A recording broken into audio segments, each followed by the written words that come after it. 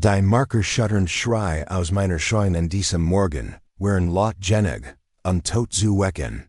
Ich stürmt hinaus, mein Herz hämmert mir bis zum Hals, sah Miss Eleanor Vance, die Präsidentin unserer Hausbesitzerverein, wie von einem Tornado fast aus meiner Scheune zu stolpern. Sie würgt, verstellt wild den Armen und umklammert einen Metalleimer, denn sie fallen ließ, als sie in die Frischluft kam. Der Inhalt, ein widerlicher, steckender brauner Staub, goss sich über den Kais, und da traf sie der Gerock, voller Wucht. Ihr Designer Blazer war mit dem feinen dunklen Pulver bedeckt. Ihr perfekt gestaltes blondes Haar war zerzaust, und stand seltsam ab. Und ihr Gesicht hat einen wirklich interessenten Grunten angenommen. Ein Krünklich Blags. Hinter ihr stand ich in der Tür, die Kaffeetasse noch in der Hand, und versicht verzweifelt. Vergeblick, nicht zu lachen, als ich sah, wie die selbstern Nachbarschaftssons endlich, wirklich begriff, was sie gerade getan hat. Es war, das musste ich zugeben, ein herrlicher Moment poetischer Gerechtigkeit. Lassen Sie mich kurz zurückgehen und erklären, wie wir zu diesem zutiefst befriedigenden Punkt gelangt sind. Mein Name ist Julian Thorne, und in den nächsten Wochen war Eleanor völlig besessen von unserer Scheune. Sie fuhr langsam vorbei, ihr Luxus-SUV ein still lauernd Präsenz, parkt manchmal auf der anderen Straßenseite und beobachtete uns, mit einem Fernglas, den Blick wie ein Fock auf unser Grundstück gerichtet. Sie begann bei den monatlichen Treffen der Aliens besartig gericht zu verbreiten und behauptet, wir würden einen illegalen Getreidelegerbrie betreiben. Ihrer verdrehten Logik zufolge bedeuten die harmlosen Metallfutterbroten unserer Scheune, dass wir gewöhnlich Mengen Weizen lagerten, was wie sie fälschlicherweise behauptet, gegen Absatz 12.3 der Richtlinien für die Nutzung von Wohnbauten verstößt. Die bloß Tatsache, dass wir ihr wiederholt sagten, es handelt sich nur Kompassmaterial, organischen Abfall, schien sie nicht zu verstehen. Die Lage eskalierte, als Eleanor an seine Physialmittlung der Aliens skickt, dick und imposant. In der sie sofortigen Zugang zur Inspektion unserer Scheune, auf Verstige gegen die Bauvorschriften, forderte. Der Brief berief sich auf Mysteries. Nicht existieren Vorschriften zu landwirtschaftlichen Lagergrenzen, und droht mit einer hohen Geldstrafe von 500 Credits pro Tag, falls wir uns nicht daran hielten. Sarah die Schickenen hat, wollte sie einfach nur schauen lassen, sie zu beschwichtigen, aber ich hat genug von ihrem Spiel. Ich schrieb Zurich, lent die Inspektion entschieden ab und erklärt unmissverständlich, dass sie keine rechtliche Befugnis habe, unser Privatgrundstück ohne Grund zu betreten. Das war offenbar, als würde man einem wütenden Stier ein leuchtend rot Fan wie die Nase halten. Eleanors Campaign verschärft sich. Ihr kleinlich Tyrannie steigert sich zu einem ausgewachsenen Krieg. Sie rekrutiert zwei weiter loyal, leicht ein sich schüchtern Vorstandsmitglied, Harold Vance und Patricia Miller, für ihr Sache. Sie begannen, passiv-aggressiv Zettel in unseren Autos zu hinterlassen, in denen es Grundstückswert und die Wichtigkeit der Einhaltung von Nachbarschaftsstands ging. Eleanor wandte sich sogar in unsere unmittelbaren Nachbarn, die Thompsons und die Family Rodriguez, und warnte sie vor den Gefahren unerlauter landwirtschaftlicher Betrieb.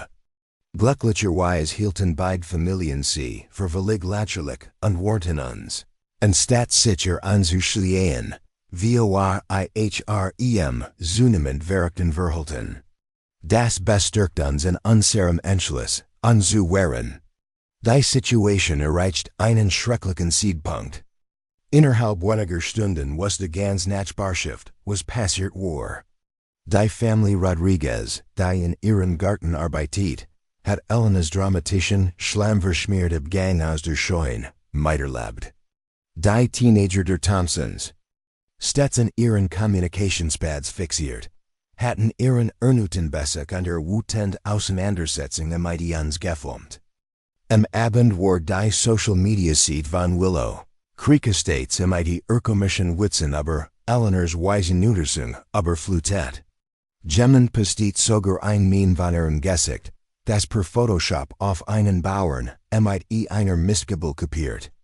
Worden war, mit der Bildunterschrift Eleanor's Abteilung für Landwirtschaftsstaff. Der Montagmorgen brachte schnell zufriedenstellende Konsequenzen. Wir erstatteten Anzeige wegen Hausfriedensbruchs und Einbruchs, inklusive der belastenden Bewachungshoffnung. Der Ermittler, der unsere Aussage aufnahm, lacht unentwegt, als wir erklärten, was Eleanor glaubt, zu beschlagnahmen. Sagt, ich sei das erste Mal, dass einen Einbruch mit Kumist unter sich habe. Wir reichten außerdem ein formell Beschwerde beim Vorsten der Allianz ein und forderten Soffertage. Maßnahmen gegen den Präsidenten wegen kriminellen Verhaltens. Bei der außerordentlichen Vorstandssitzung der Allianz in dieser Woche war der Platz überfüllt. Die Nachricht hat sich wie ein Läufer verbreitet, an Nachbarn, die seit Jahren nicht mehr in einer Sitzung teilgenommen hatten, waren erschienen. Begehret darauf, Eleanor's öffentlichen Niedergang mitzuerleben. Sie versicht, ihr Autor zu wahren unterfniet die Sitzung. Als wir nichts geschehen, da Harold Miller, ein Leidensvorstandsmitglied, beantragt sofort, ihr jüngsten Aktionen zu besprechen. Im Raum brach ein Aufschrei aus, als ein Nachbar nach dem anderen Aufstand an seinen eigenen Horrorgeschichten über Eleanor's Übergriff und Schikanen erzählt. Thomas Vance erzählt, wie sie die Rissen seiner Einfahrt, mit einem Lineal, Jemison und mit Geldstrafen gedroht hat. Betty Chen enthüllt, dass Eleanor versucht hat, ihr vorzuschreiben, welche Blumenfarben sie pflanzen dürft. Die Andersons erzählten, wie sie verlangt, ein Vogelhauschen zu entfernen, weil es unerwünscht Wildtier anlocken könnte. Als alle gesprochen hatten, war klar, dass Eleanor's Terrorherrschaft den Großteil der Nachbarschaft fast hat, und der Kollektiv Wut whisperbar. Als Sarah die Bewachungshoffnung auf dem Projektor im Besprechungsraum siegt, schnappten Marier Lut nach Luft, und nicht wenig kitscherten Nerves und lachten dann offen über Eleanor's schmutzig, wortelos Metzgen. Eleanor versucht sich mit zitternder Stimme zu verteidigen und behauptet, sie schützt immobilien wird und halt Standards aufrecht. Sie beharrte hartnäckig darauf, dass sie einen begründeten Verdacht auf illegale Aktivitäten habe und im besten Interesse der Nachbarschaft handel. Da als unser Anwalt, Herr Simon Reed, aufstand und ruhig die möglichen Strafanzeigen erklärt, die drohten, deren der Einbruch mit Diebstahlsabsicht wurde im Raum Tenstill. Erwähnte außerdem, dass wir einzig verbreiten. Falscher Gericht über ein illegal Getreidelegerung, ernsthaft ein Zivilklage wegen Belästigung und Verleumdung erwägen. Der Vorstand beschloss einstimmig, Eleanor mit sofortiger Wirkung ihres Amtes als Präsidentin zu entheben, eine öffentliche Demütigung. Da das war erst der Anfang ihrer Schwierigkeiten. Die Staatsanwaltschaft entschied nach Prüfung des Falls, Anklage zu erheben. Eleanor engagierte einen teuren Verteidiger, die Videobeweise waren unwiderlegbar und belastend.